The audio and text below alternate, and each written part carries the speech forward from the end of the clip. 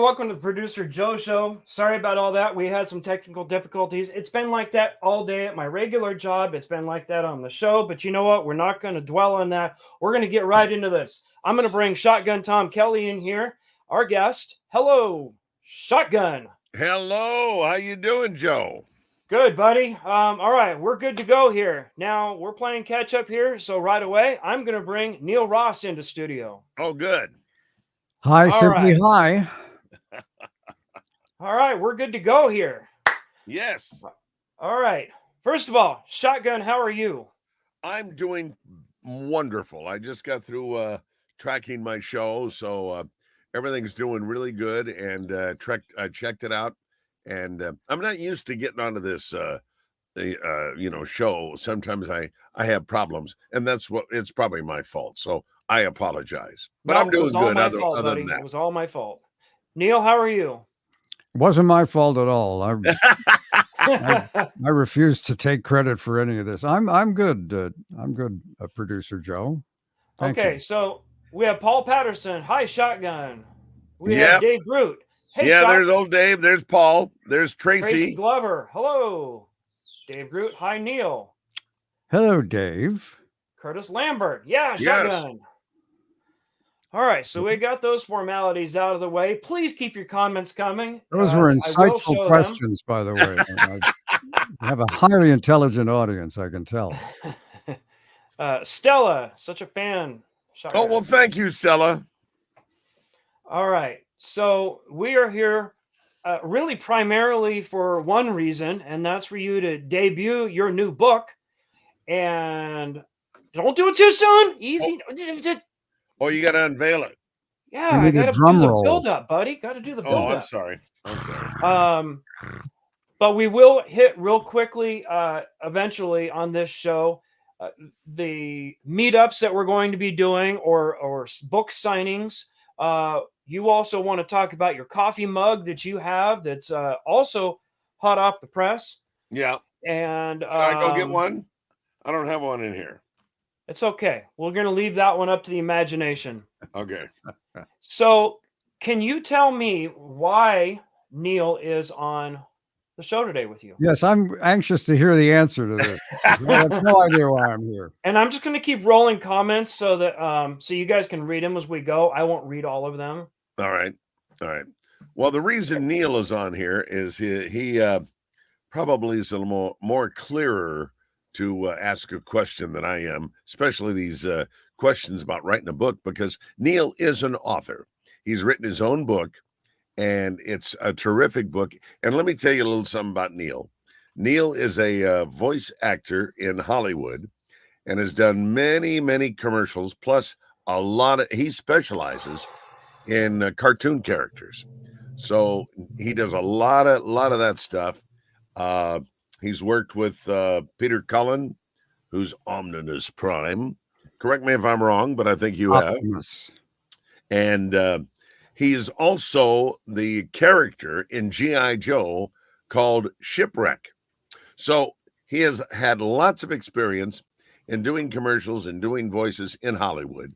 And he's an author. So one time, Neil was over at the house, and I said, Neil, I was wondering if you could help me with my book. He said, sure. Yeah. But here's the deal. He didn't think I was serious. No, I figured I'll never hear about it again. So yeah, I'll be magnanimous. Sure, anything you want. Yeah. Like an idiot. So then he started hearing from me, and Neil did not. Can I go ahead and explain this? Maybe I don't know if it's too much. This is kind of. I don't know what you're going to say. Dig in. Well, I said, well, Neil, I can record it and then send it to you. Or no, you said you don't want any recording. You want me to, talk. Well, what I wanted you to do was figure out a way to do voice to text. Yes, that's right. I wanted to be able to print it out and read it, as opposed to fiddling around with a recording, going backwards and forwards, trying to figure it all out. And so you cleverly realized that function existed in your text message function on your iPhone. That's right. That's without that little device, this book never would have happened. So Tom would sort of go into a stream of consciousness and then hit a little button and it would turn it into print. And then he would text me the finished product and I went to work on the book. Now, it does make mistakes sometime. I went through and corrected them as best as I could. But as you know, maybe you don't know this about Neil Ross. He is a wonderful writer, and he writes beautifully. His punctuations are correct, and his sentences are wonderful. He's conjugated by the verb, and he does all that stuff. And I have no dangling participles. That's right. That's right. So anyway, I apologized to him. This is a funny bit. As I talked into my phone what I wanted, it was typing it out, and I corrected it as much as I could. I sent it to Neil, and I saw a couple of faux pas in there, and I said, Neil, I am so sorry, man. I send you these things, and they're just terrible. The punctuation's terrible. The spelling probably is terrible. And I send you these things, and then you have to, unscramble it. And you know what you said to me, Neil? Yes, I do. Oh, Tom. Or why don't you go ahead? No. Well, your version is probably better than mine. No. I just said, it's funny. We all have ways of relaxing. I've tried to meditate and nothing happens.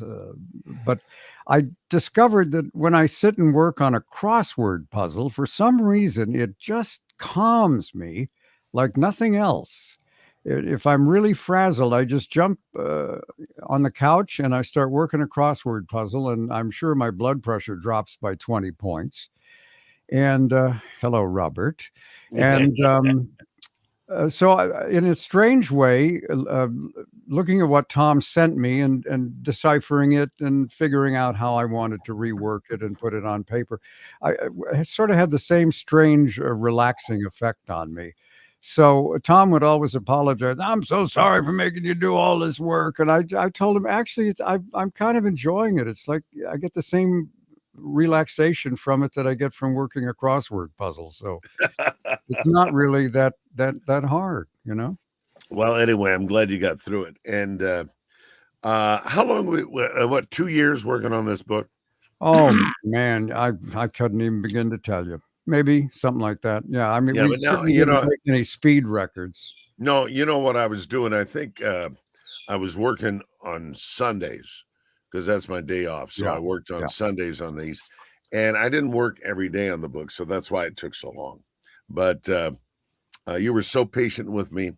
And now we're down to where the book is done. Now, it just kind of lay dormant for a while because I wasn't doing anything with it. Yeah. Until I brought T.K. Arnold, Thomas K. Arnold, who writes a lot of stuff for the San Diego Magazine, LA Times, San Diego Union, The Reader. He is a professional writer. Well, I sent him the manuscript, and he saw it. Now, Tom's an old friend of mine. We've been friends for years. And he saw it, and he says, this is fantastic. We've got to get this book out right now. It can go. And I said, well, Neil Ross is my writer. He said, well, put me in touch with Neil. I said, well, I don't want to hurt Neil's feelings to bring another guy in. No, it'll be okay. So I brought T.K. Arnold, Thomas K. Arnold in and met Neil, and they started, it was like Neil, first of all, was so grateful that I brought him in, and they became good friends. Yeah. Well, I don't know anything about the technical side of publishing, and he does. Mm-hmm. I told Tom once we'd basically written the book, I said, I'm really not much use to you from this point on because I don't know anything about how to get this thing from manuscript to actually a book. And TK knew all of that. He's an excellent writer as well. So, and I think we've actually never met other than over emails. But I think both TK and I were motivated by the same thing. And that is, we sincerely want you to have a great book that you'll be proud of. And yes. So we checked our egos at the door, and it worked out.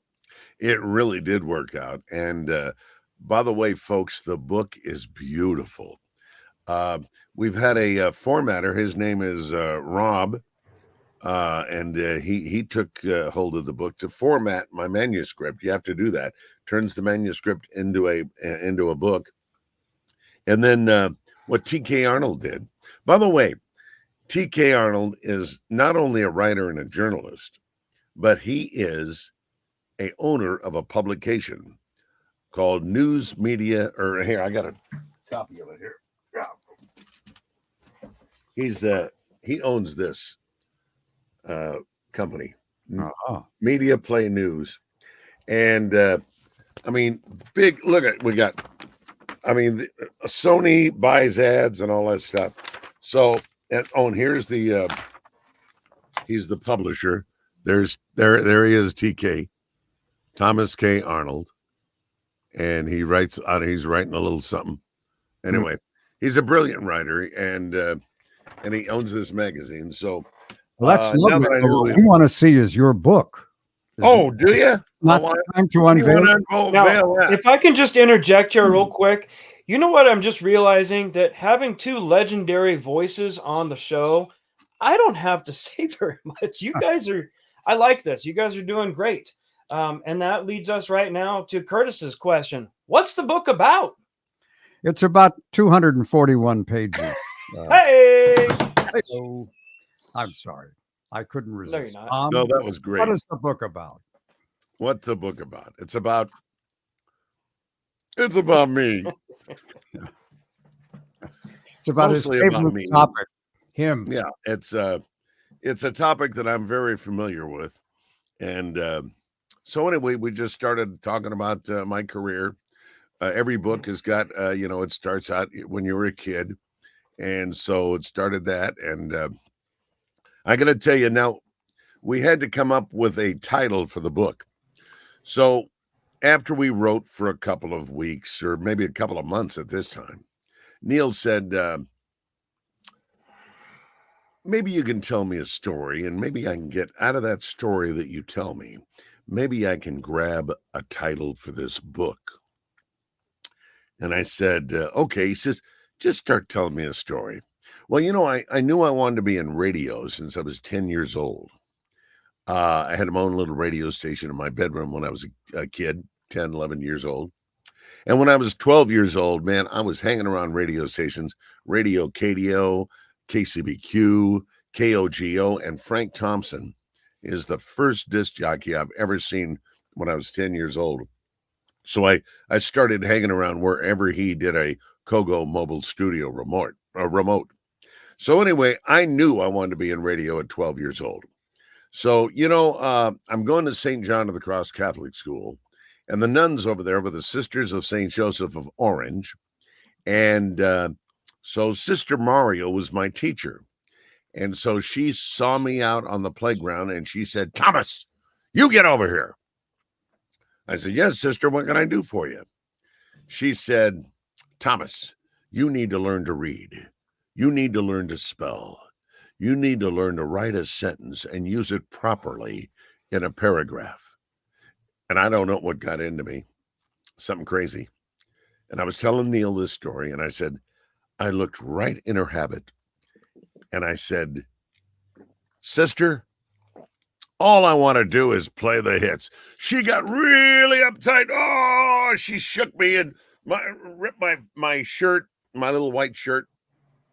And so Neil goes, bingo, that's the title of the book. All I want to do is play the hits. It's an autobiography, folks. So now I think we could actually see it if you would. Oh, now can we see it at this point? I gotta ask producer Joe. Yeah, this is an exclusive right here. Okay, here it is. All right, drum roll. Boom. There it is. You have a star on the Hollywood Walk of Fame? Oh, yes, you knew that. And of course, there it is. Shotgun Tom Kelly with Neil Ross. Yes. Yeah. Right. Well, it lines up on the terrazzo. Huh? The terrazzo, I think they call that stuff. Terrazzo. Terrazzo. Okay. So anyway. Not to be confused with Teddy Randazzo. Yeah. All right. Then here's the side of the book, Oh, and then you want to see the back of the book. sure. What the hell? Now, this is not really the book. This is like a little cardboard. Let's go for There it. he is, Mike Oh, Love from the Beach Mike Boys. Love of the Beach Boys. Oh my gosh. He wrote a little something. All this is some nice stuff that Yeah. he wrote. Yeah. So anyway, Well, that's that's it. really a That's what the book's going to look like. slick looking presentation. I'm impressed. Yeah. Well, you should see the inside. By the way, we've worked on the inside. We hired an art director. I mean, TK Arnold did, because he really wanted to make this thing pop. And so we have an art director on board. Plus, my book is different from any other book. Now, my wife, Linda, is a hardcore reader. She reads books, a different book probably every week. She's always out there looking. So she knows what a real good book looks like. And so all of her books, she said, and he said, when does it come out? It'll be out in August. August is when the book will come out, Tommy. And it's anything. Oh, yes. There's the last chapter of the book. Tom says, is there anything about your train collection? Yes, there is. It's in the final chapter. It's called Long Train Running. And we tell the story about the trains. Now, where was I? I lost my train of thought. You were about to reveal the interesting aspect of your book. This was the little bonus that you were going to share with everyone. Oh, yes. Codes, right? Yes. So this was Linda's idea. She knows, I mean, she loves to read, but there are people that don't like to read. They go for the audio book, or if you pick up a book, let me see the pictures, and they go through the pictures. There's a lot of pictures in there, and very interesting ones, by the way, including the one where I went to the White House and met President Ronald Reagan and gave him one of my trademark hats. That's in there. But more than pictures, we've added one outstanding feature that I don't think, and I've asked a lot of people, have you ever seen a QR code in a book? Well, we have QR codes in our book. As you read along, you talk about me being at SiriusXM. Well, while you're reading about it, then you go down to the QR code and you hover your phone over the QR code, and all of a sudden you see me broadcasting on SiriusXM from the Hollywood studio. And it's just great. I mean, and then Tom, you were talking about my trains. In Long Train Running, we talk about the trains, and there's a QR code.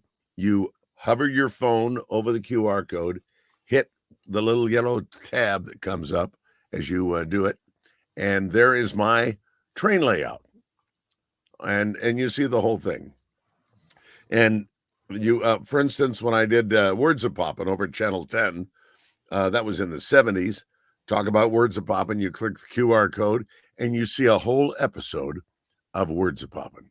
So I don't know if I explained myself correctly. I think I get it. Oh, okay. Anybody else that there? was detailed. I've actually tried it because we do have PDF copies of the book that we share with one another, and the QR codes are in there, and they work. To my amazement, they work. Yeah, they whisk you off to YouTube and or wherever, and you see what we've just talked about. Hello, Amy. Oh, Amy. Oh, look at that. You know Neil. I bet, but Neil. Oh no, I know who that Amy is. Yes. That's my wife. But Neil is often found at Comic-Cons, and people go to see Shipwreck and talk to him at the Comic-Cons. And you're there quite often, aren't you? I mean, you go to quite a few of them. Not the way some people do. I'm good for maybe 3-4 a year. I'm going to be down do Comic-Con in San Diego this summer, barring unforeseen disaster. I'm going to be on one of Mark Evanier's cartoon voice panels.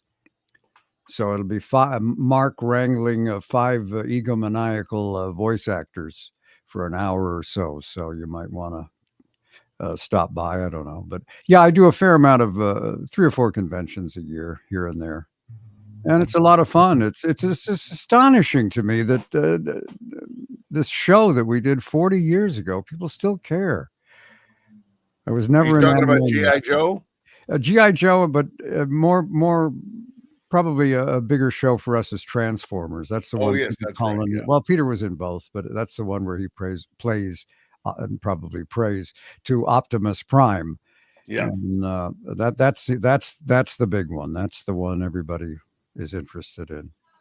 And some other shows I did: Voltron, Defender of the Universe, and I was the Green Goblin in Spider-Man, the animated series in the 90s. Those are probably my biggest. Back to the Future 2.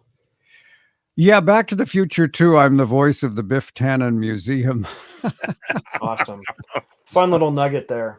Yeah, it's funny. I don't think I even auditioned for that. They just booked me. I went in, I did it, another day at the office, but suddenly you're part of the trilogy. Oh, okay. Yep. Yeah, it's a lovely little gift that keeps on giving. Well, So- you were so good at what you do. And, I'm going to tell you what, Neil has introduced me to several other cartoon voices and one very famous voice. We were at, I remember this, Neil? We were at the Pacific Pioneer Broadcasters lunch, and you said, "Hey, Tommy, come over here. I want to introduce you to the voice of Rocky the Squirrel." Yeah. June Foray, bless her Yeah. heart. Yeah, she used to go to those meetings on a regular basis, and Yes. So I actually met her, and she Yeah. couldn't have been nicer, yeah. No, she This was. next I'm Go sorry. ahead. No, she was just a lovely woman and just extraordinarily gifted. And I'm glad she got an Emmy near the end of her life. That was wonderful. She also has a star on the Hollywood Walk of Fame. Did you know that, Neil? I did not know that, but Hey, Johnny. she certainly deserves it. Well, Neil, since you just did that little bit of changing in your voice, can you do a character for us right now? Maybe, see, Neil is so mellow. Well, But when he gets into a voice dialect, an Englishman or a German, he just comes alive. I prefer that it emerge organically somehow during the discussion. I don't here, hey, do a voice. I do one every day. We'll see if it emerges naturally as we. Oh, okay. All right. So Tom here asks the question, and that's a great one. It leads us to our next subject here. Is the book going to be sold all over the country? Oh, yes. I'm going to plug it on my SiriusXM radio show on SiriusXM 60s on 6. Oh, no, 60. See, I'm going back. 60s on channel 73. God, I don't know why they did that. We were on 60s on 6, and they moved us up to 73. So we're on channel 73, 60s Gold, and I'm going to be talking about, in fact, I'm already talking about it on my show, and we have had people who desire to have a copy. And so I said, well, it's not going to be ready until August. Now, will it be on Amazon or any of the other Amazon, online yes. sellers? Yeah, Amazon. Right on. And so around San Diego and possibly even LA, maybe do some book signings around, maybe Redford's Diner. Oh, yes. As a matter of fact, I talked to Jeff Kasha, the owner of Redford's. And as you probably already know, folks, you've seen me on TV doing Redford's commercials. And I've been doing those for a couple of years now. And a lot of people, when I'm in another restaurant, they go, shouldn't you be in Redford's? And I do. I dine at Redford's every so often, but especially for breakfast. Oh, they have great breakfast. But anyway, Jeff, I saw him the other day, and I told him the book was about ready to come out, and I'd love to have a book signing at his restaurant. And he said, I got a great idea. Why don't we, when you get ready to have your book signing, why don't we make a commercial and tell people when to come out in the form of a commercial. You'll see it on KUSI and on Fox 5, but we'll tell you in the form of a commercial to come on out, and I'll give you a signed book. Now, the book's going to come out in hardcover and soft cover, so you'll have a choice. That's kind of huge. I didn't expect that. That's great. Love Jeff. He's awesome. Jeff Now, and Nick. Now, hang on. Gary Goltz is on right now, and he said he wants to bring the Highway Patrol Buick when it happens. Well, Gary, not only can you bring the Buick, but the Buick is in my book. You're in there, Gary. We're in the Hollywood Christmas parade in front of the Chinese Theater. Looking for, oh, thank you, Peter. Peter. Yes. Oh, I know Peter. I'm doing a concert for him. Getting a lot of comments here. There's quite a bit of audience here today, buddy. Oh, that's great. Trying to keep up with it all. So the coffee mug at the book signings, you'll have your coffee mug. Is that correct? Sure. I might as well go get one. You keep talking. We'll Okay. vamp while you. Here, Neil, Neil. can you entertain us, Neil? Give a voice.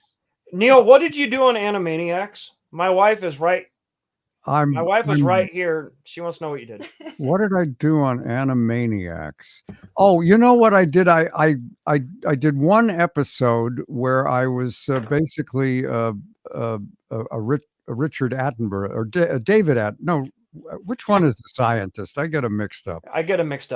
But the scientist Attenborough, and he's sort of explaining how the Animaniacs world functions. So long since I've done it. I got up in here and did this sort of thing, the David Attenborough sound. And as the Animaniacs cross the Warner Brothers lot, they discover a vast array of creatures. And there's some wonderful lines in there about the freeways and the 405. And there's the organic voice that came out. That's fantastic. Thank you. Oh, you're more than welcome, my dear. Thank you. I'm a huge fan of all things cartoons, so thank you. But I know all the Animaniacs very well. Lovely people, all. Rob Paulson, Tress, and Jess. Some of my favorite people, and it's a great show.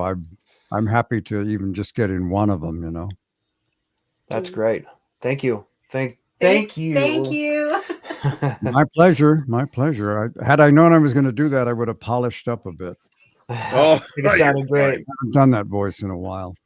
So, like you said, you'll make a commercial for that for Redford's, obviously to be on your social media, Tom. That's right. And it'll be there too. Trust me, you're not going to miss it. So, do you have the mug? Oh, I do. Yeah, here it is. And by the way, awesome. This mug is sponsored by Redford's. Oh, look at that. The plot thickens. Yeah. Jeff is really getting involved in promoting this book, and he ordered these new mugs. I was out of mugs, totally out of mugs. And so he said, hey, let's get some more mugs. So he sponsored me. How about that? Great people over there at Redford's. Yeah. All right. Well, have we touched on everything, or am I missing anything? Well, Neil is so very entertaining. He's a lot more entertaining. You couldn't tell by what's happened so far, but by the way, we should give Neil's book a plug. Yeah. This is on Amazon. I wasn't gonna do that because this is Tommy's. That's why I did it's ours. But yes, that is my autobiography, which is the reason I had the temerity to think that I might be able to help Tom, because I'd already kind of been down that road. Mm-hmm. It's this time around we tell his story instead of mine, which is probably more entertaining anyway. Well, hey, no, it isn't. You did a wonderful job, and I hate to. If Tony Pepper's out there right now, he's going to hate this, and I don't care if he does or not. But Neil was talking about, yes, it's on Elkhorn Boulevard, Curtis. You got it. Anyway, I'm going Tony to is flash not the going to book like cover me up here coming. real quick. Somebody wants to take a picture of it. Oh, okay. Go ahead. There it is. Carry on. We can still Okay. hear you. So anyway, now Neil was doing a little bit of voicing on a movie that he was in, or was that a TV show? What were you doing, Neil? Well, I'm not sure what you're referring to. Oh, well, you just did some voiceover that Amy really liked. What was that? Oh, that's for the Animaniacs television. Yes. Okay. series. Yeah. Well, I've only been in one movie, and it was a Denzel Washington movie. And if you blinked, you might have missed me. Or if you're reaching over to get some popcorn and you didn't hear, you would have definitely missed me. But I was in the beginning of the movie and I was at the end of the movie. Now, what do you think I played in the movie, in this Denzel Washington movie? I played a disc jockey. Now, that's a stretch for me. Typecast again. Yeah. So anyway, I remember you don't see me in the movie, but I'm sorry, I just hit my microphone. You don't see me in the movie, but you hear me. So I remember we did it over at Warner Brothers in what they call after dialogue recording. You've been there, right, Neil? Yes, sir. Yeah. Time or two. And they have the screen and they show you the movie, and it's like a big theater. Were you there in the room where it looks like a big theater? Yeah. Yeah. Yeah, it's like the average sort of neighborhood multiplex with all the seats taken out. Yeah. And the floor has these movable things, and underneath will be water and sand and gravel, so they can simulate footsteps. They do some Foley work in there sometimes, but also that's where they do the voiceover work. And a lot of the times, the actors have to come in and dub themselves, because when they were filming, there was some noise on the set they didn't realize was happening, and now they play it back and they realize, well, we got to have the actor come in and dub him or herself. So it's an interesting process, and a lot of fun sometimes. Yeah, and Gary Gulch just came up and he said, "Is that Mike Love on the back cover?" Yes, it is. And what does Jacqueline say? Is your book going to be sold on it? Yes, it's going to be on Amazon. So anyway, you better believe it, baby. You better believe it, baby. Now back to my my only appearance in a movie. Denzel Washington. The movie is Deja Vu. Did any of you see Deja Vu? Oh, there, Joe. I'm afraid I missed it. I'm sorry. Well, thanks a lot, Neil. I missed a lot of your stuff too. So anyway, I'm in the after dialogue recording place, what Neil was just talking about, and they have the big screen, and the microphones they weren't right in front of my face like this. They were like up here or something, and so voice guys, I almost pulled them down on my lips. But they said, don't touch the mics. Leave them right there. So anyway, when you hear the third beep, then go ahead and do your line. Now you go on the imaginary fourth beep. Oh, the fourth beep. That's right. Beep, beep, talk. Yes, that's right. Well, yeah, you knocked my hat off. So anyway, I'm in the studio, and I've got my line. I'm reading it, and I'm going to be a voice that comes out of the radio. And here's what happens. I see the sailors coming on the boat, and the Saints go marching in is the song. And then all of a sudden I hear this beep that goes beep, beep, beep. 10:48, Fat Tuesday, Mardi Gras. Now let's go back in time to 1964 and the Beach Boys on 105.3 New Orleans radio. And then the boat blows up. So anyway, line memorized. Yeah. I'm impressed. I can't remember anything I ever did.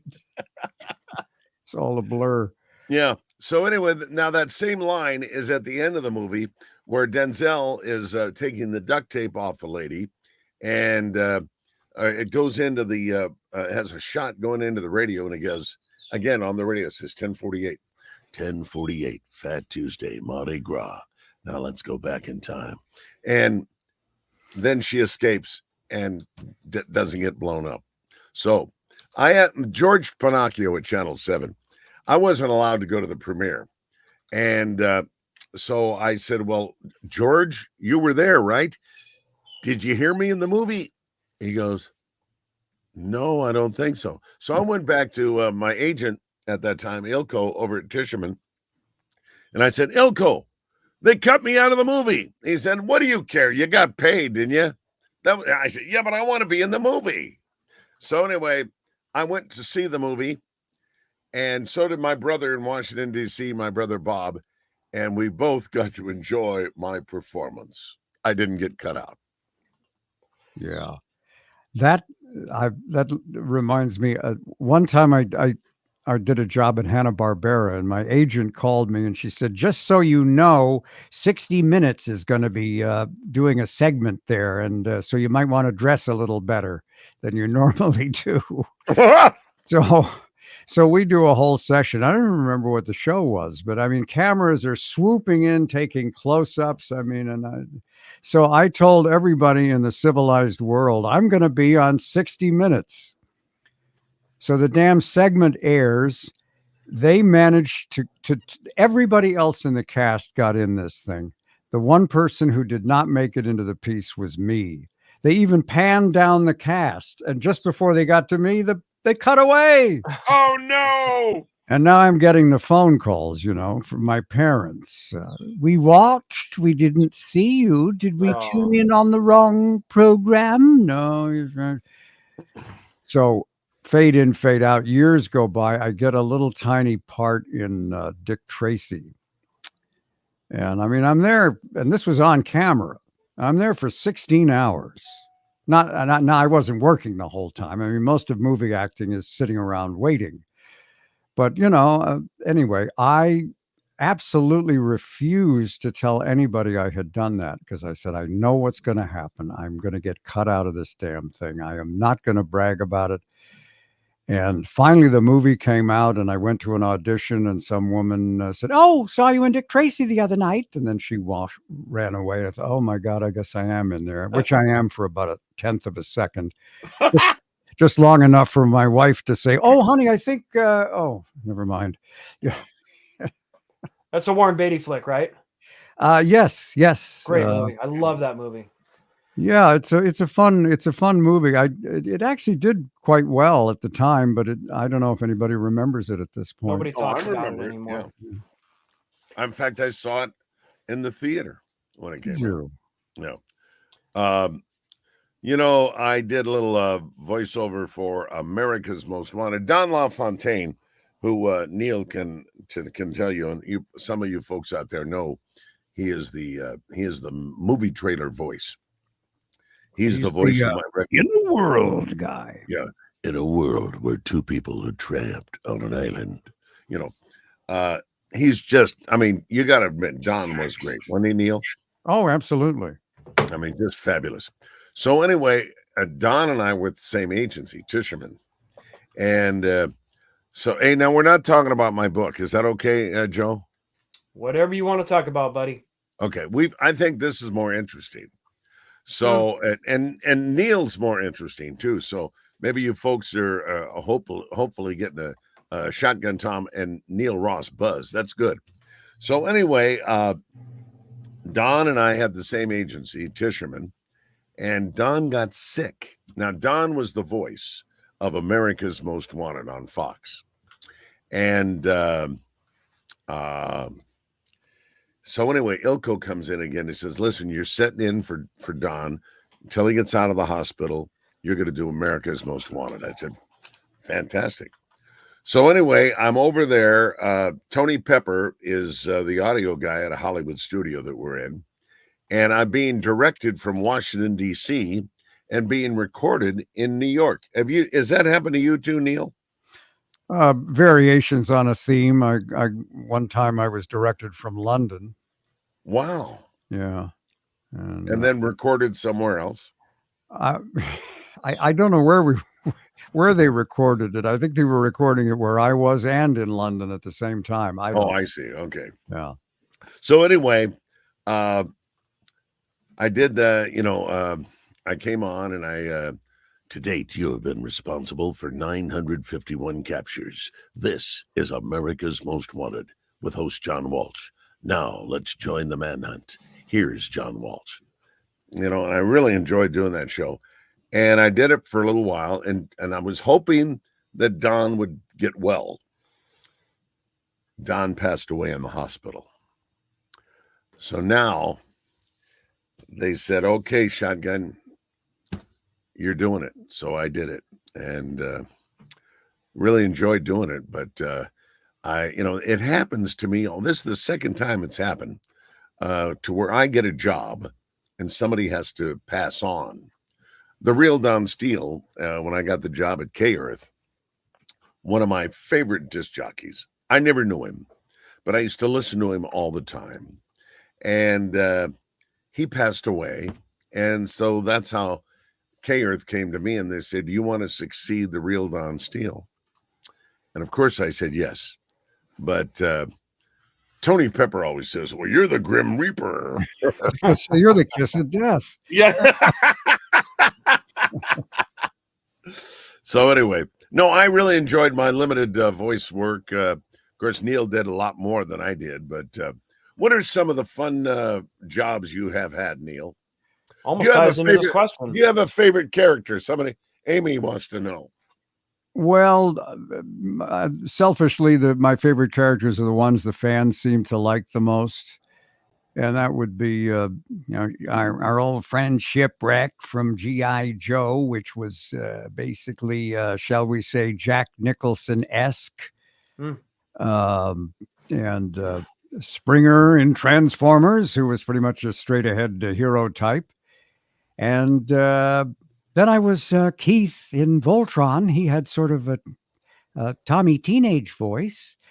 And then, brace yourselves, in Spider-Man, the animated series, I was the voice of the Green Goblin! Wow, getting a little old for this. Hey, it's coming off organically. I love that. There you go. Organically. That's how we like it. Instead of say, do a voice, Yeah. So, I mean, some of these sessions, I mean, people that do voiceovers are just insanely creative and funny. And some of these sessions, it's like the greatest party you've ever been to, except nobody's serving any alcohol. And once in a while, they interrupt the fun and make you work. But the rest of the time, you sit around listening to this stuff, and you think, I can't believe I'm getting paid to be here. I mean, this is fun. Well, it's kind of funny. I've always been like enamored with voices, be it radio or voiceover. I was talking to Neil in the green room before the show, and I mentioned that my first PC game I ever played was Leisure Suit Larry. And come to find out, Neil was a narrator for that. And you were? Yes, that. It was a goofy game. It was really weird, but that's me. I mean. Yeah, it was a little risque. It wasn't. It was X-rated, but it was a little risque. It's a guy who goes on a cruise and is trying to get lucky, and he's hopelessly inept. And I just basically make fun of him all through the game. Are you getting Paul's question there, Paul Patterson? How would you suggest someone could break into the business? Boy. People ask me that, and I tell them I am probably the world's top expert on how to get into the voiceover business if it's 1981, because that's when I got in. Now it's a whole different world, a whole different business. All I can offer you is persistence and practice and patience, the 3 Ps.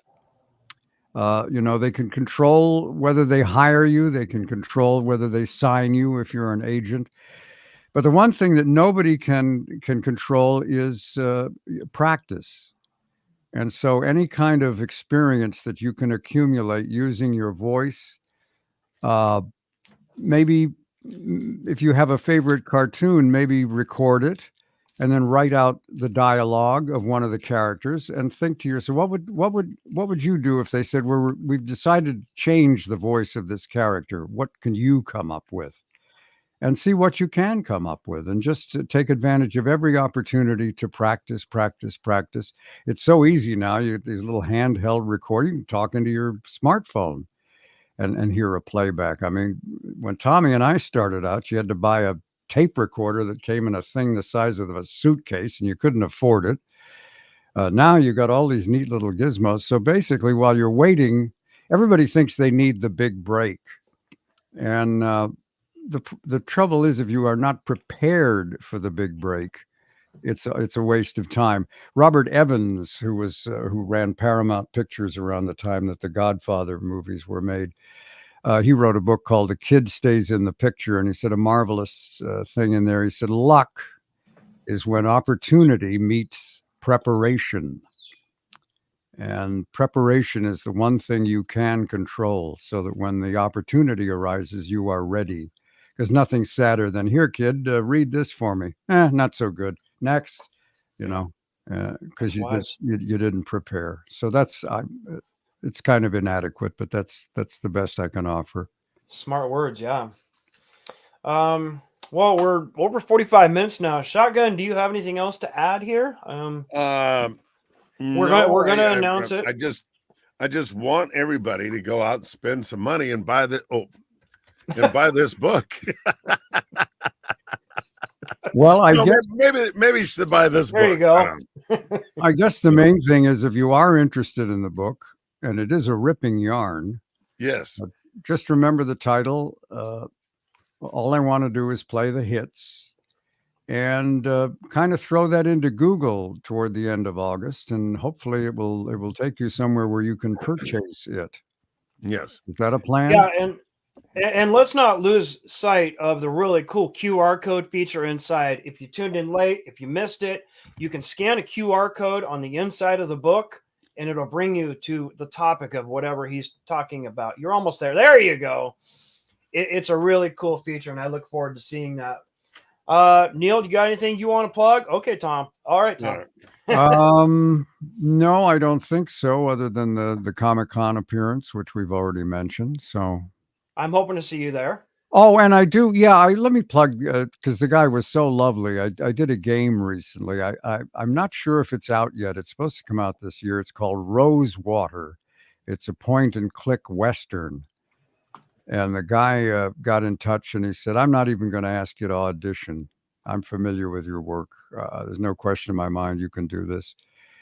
And then you're probably not aware of it, but the game makers are so concerned about having their intellectual property stolen that in order to audition for these projects, you have to sign an NDA, a non-disclosure agreement. And if you reveal anything about the project, they can take your firstborn child and who knows what else.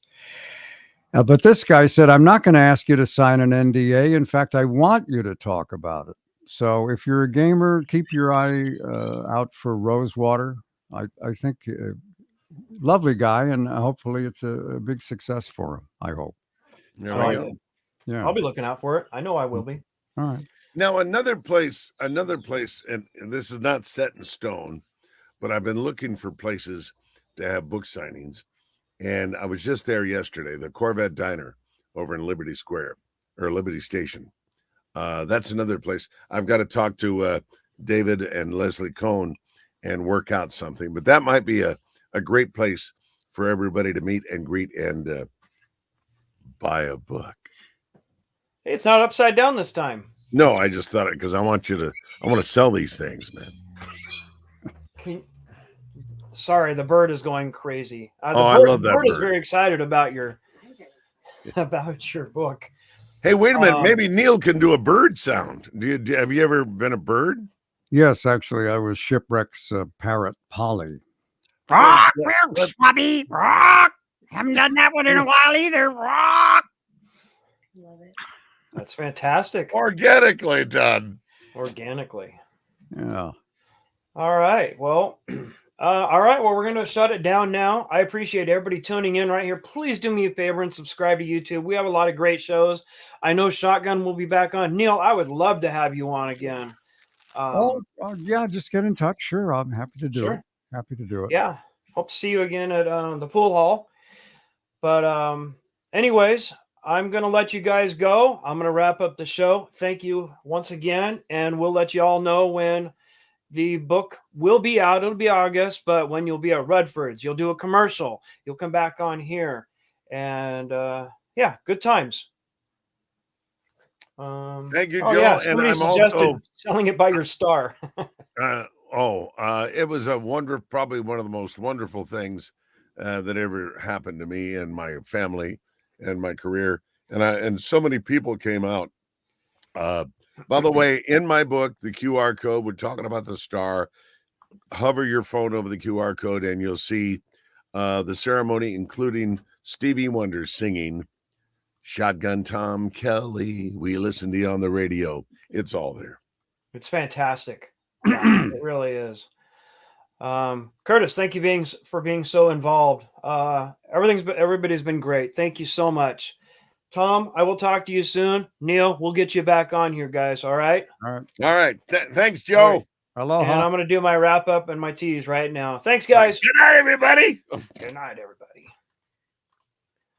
All right. Well, that was fantastic. Boy, that was 51 minutes of fun. Thank you so much for tuning in. My next guest is tentative because he's undergoing some health things right now. So I will roll the teas. We'll just see what happens after he recovers. And if not, we'll have him on again. But it's Officer Phil Constantine. If you're in San Diego, you know him. He's been on Channel 10. He's been KUSI. He was a highway patrol officer. He worked for NASA. Really, really well-rounded guy. So here is the tease for next week.